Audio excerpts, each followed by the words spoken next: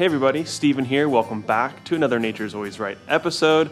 Today we're going to go and check in on the super compost pile that I made a couple weeks ago. We're going to go over all the temps that I received every single day through the last 2 weeks. I'm going to talk to you about turning it. We're going to add in some more inputs and minerals right now. And if you haven't seen that video of how I made the super compost with natural farming and bokashi inputs, go ahead and check it out here. And at the end of this video, be sure to stay till the end because I'm going to answer a bunch of the questions that you guys put in the comments to the last video.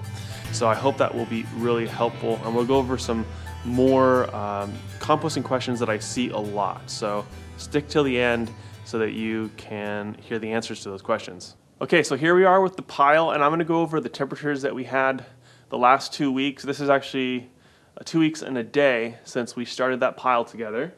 We're now sitting at about 130 degrees Fahrenheit, and the ideal range for a thermophilic compost pile is 130 to 160. We're trying to keep it in that range for as long as possible for the best breakdown, and also to allow the microbes that live in those temperature ranges to come to life, do their job, and at the end of it, it'll be a more microbial, diverse compost pile because we've taken it through all these ranges of temperatures and then it's cooled down as well. I was really happy with the pile temperature. We got almost to our max temp, and then it sustained for 2 weeks. Actually, I think this is the longest I've had a handmade pile last at such high temperatures, and because it's such a big pile. It also had lots of rabbit manure and the bokashi, so the greens were just very high, and of course we had a lot of browns. And the formula that I like to go for the ratio of browns and greens is the Dr. Elaine Ingham ratio, which is 60% carbon, which is all of your browns, straw, cardboard, leaves, all that stuff, and then 40% nitrogen. 10% of that 40% is a high nitrogen source. So typically that's going to be manure, or bokashi would also be that as well. So we had a lot of that material in here. And when we go to turn it, we're probably going to smell an ammonia smell, NH3, and that is just from the off-gassing of excess nitrogen. And typically that's always going to happen in a compost pile.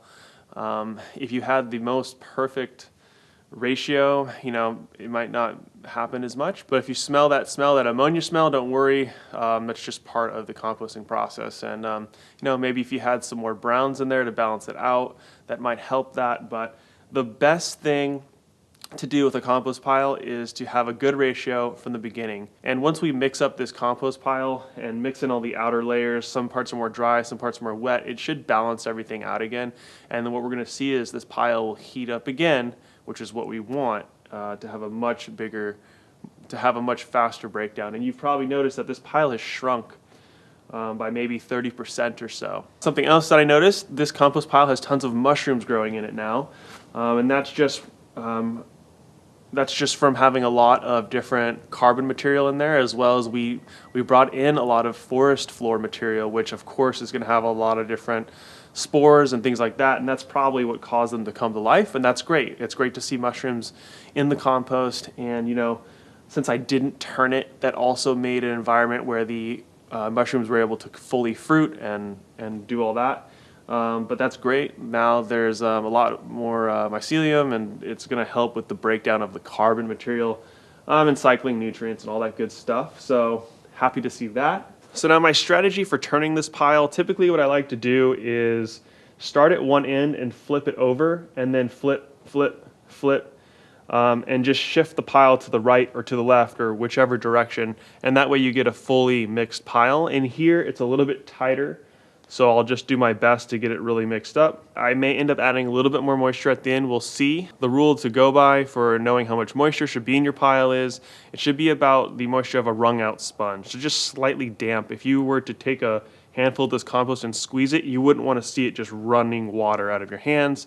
You'd squeeze it and maybe 1 or 2 drops would come out, and that would be an ideal moisture content. Once I rip apart the pile, I am going to add in a few more amendments that I bought recently, and that is the azomite that I talked about. The volcanic ash deposit has just tons of different minerals. Also some kelp meal which is fantastic for feeding microbes, and it even has a 102 fertilizer rating, so some extra nutrients. And then I will be putting in some more bokashi grain as well, just to incorporate more microbes to help in the breakdown process.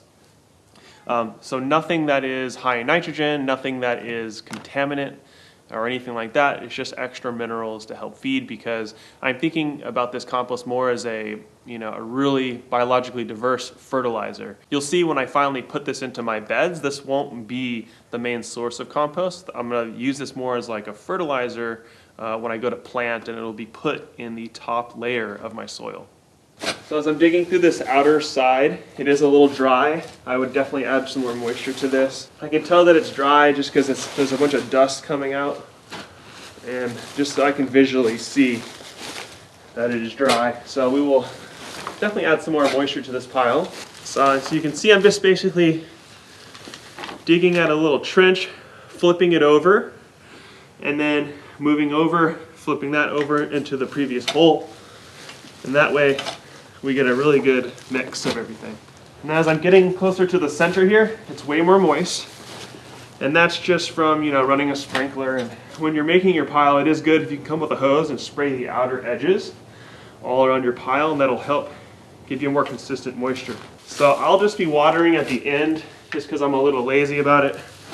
And what I'm trying to do, I'll get some of this drier material, layer that, and I'm taking some more from this center area and putting it on top of the dry to help the moisture become more balanced. And so as I'm turning, I'm just going to add in some more bokashi, and then I'll sprinkle, this is the azomite, and I'll end up doing probably 4 full cups of azomite in here as we go. And then the same with the kelp meal. And the benefit of adding my kelp meal now, as opposed to directly to the soil, is the microbes are going to break that down and make it more available to the plant's roots by the time it gets out into the compost pile. Of course, I'm also going to add this into my soil when I make my beds, but that's going to take longer, a little bit longer for it to become completely available. So this is a great way of turning your compost into more of a fertilizer and a more balanced and complete nutrition for your plants. And as I'm shoveling, I like to switch my body position and the arms that I'm using. So I'll use my left and my right hand.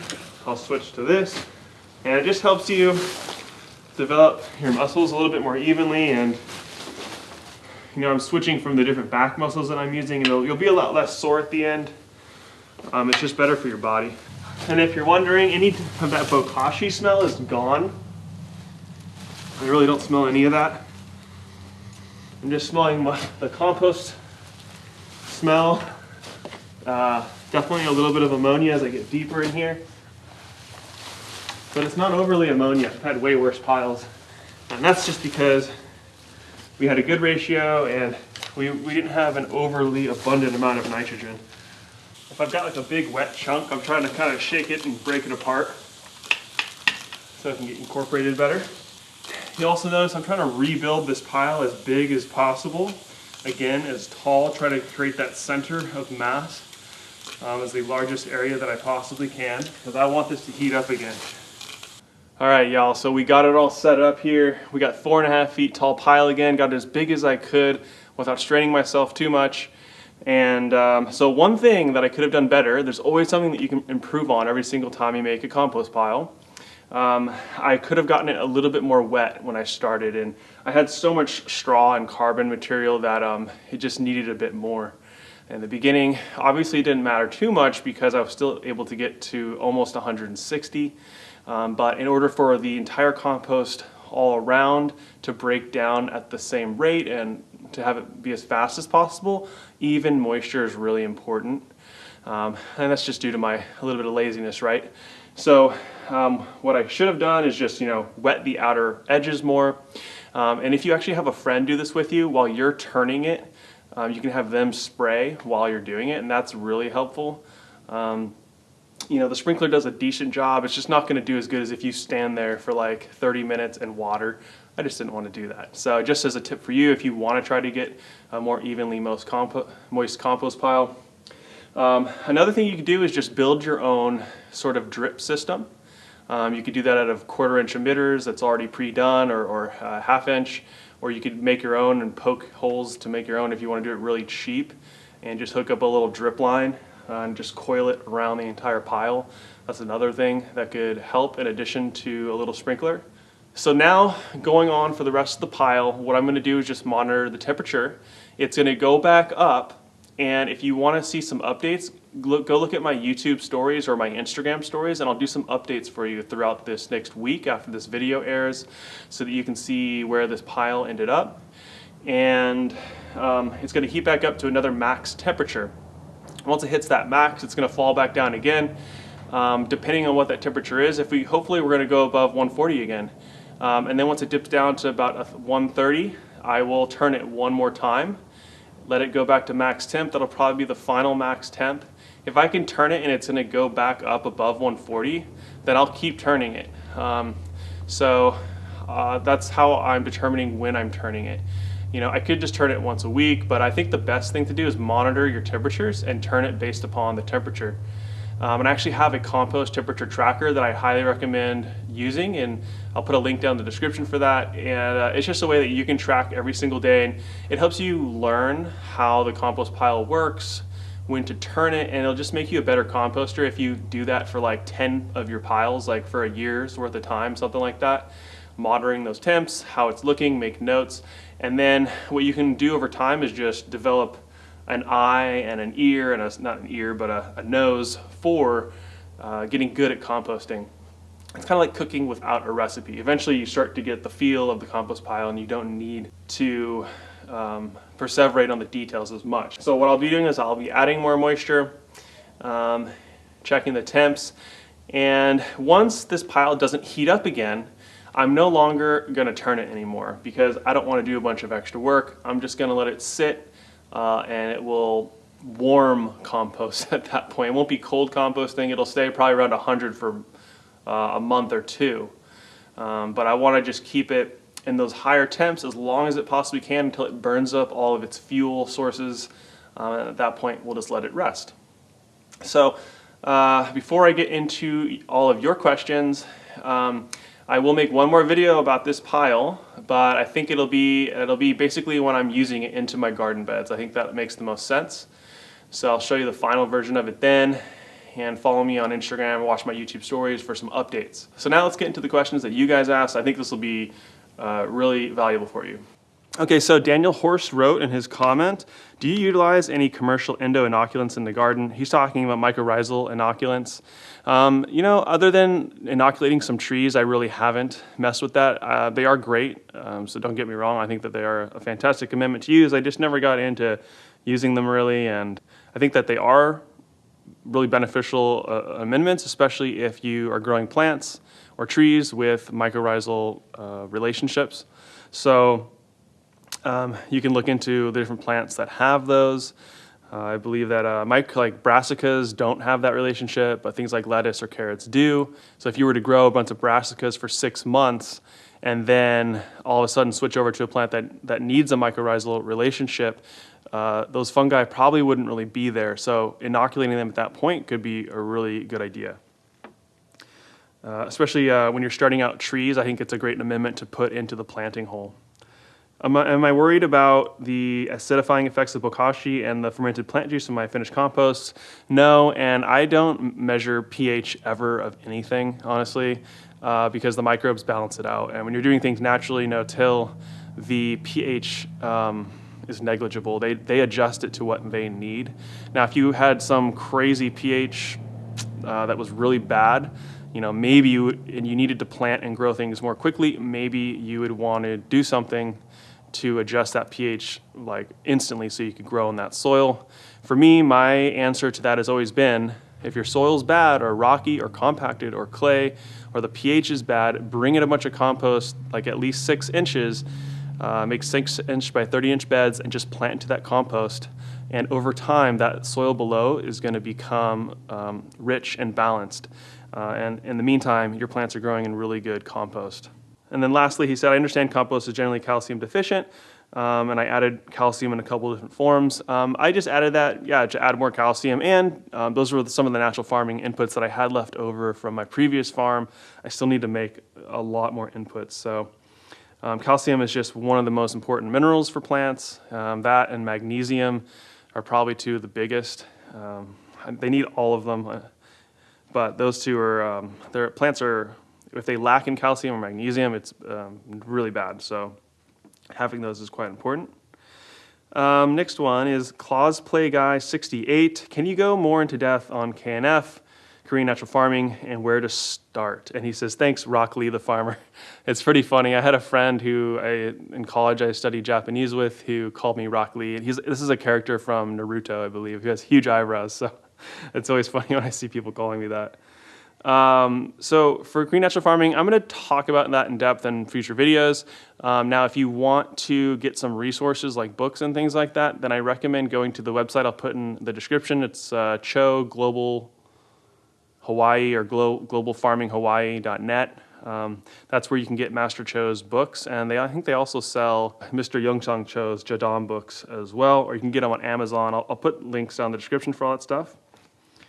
Thomas A says, do you have any info on breaking down small branches, or you just chip them up? I don't have a chipper. If I had a chipper, I think that's great. Chip it up. You could use it as mulch in your pathways, or it could be a good carbon source for your compost. Just realize that any of these chipped branches, it takes a lot longer to break down versus wood shavings or leaves or straw. It is a good source. I also like it in animal bedding for your chickens or pigs, things like that. It's excellent as well. You can also, if you don't have a chipper, you don't want to mess with it, you could have a giant pile of twigs that you just leave in a corner. It'll take years, but eventually they'll break down. That's not ideal. The other solution to dealing with a bunch of small twigs and branches is to do a biochar burn.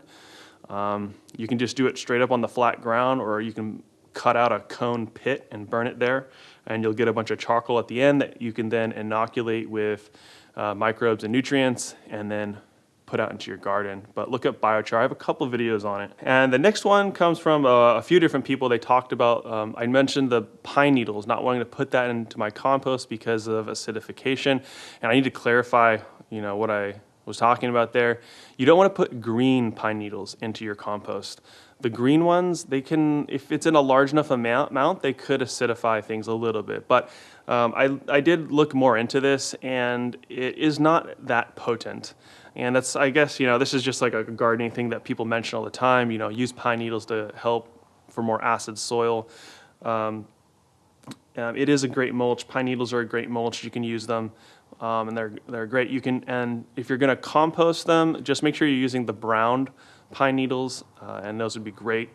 I have brown needles in here. I just didn't want a massive amount. I'd rather have the leaf compost. And then Jared Padilla says, I'm curious if you have plans on composting your dog poop.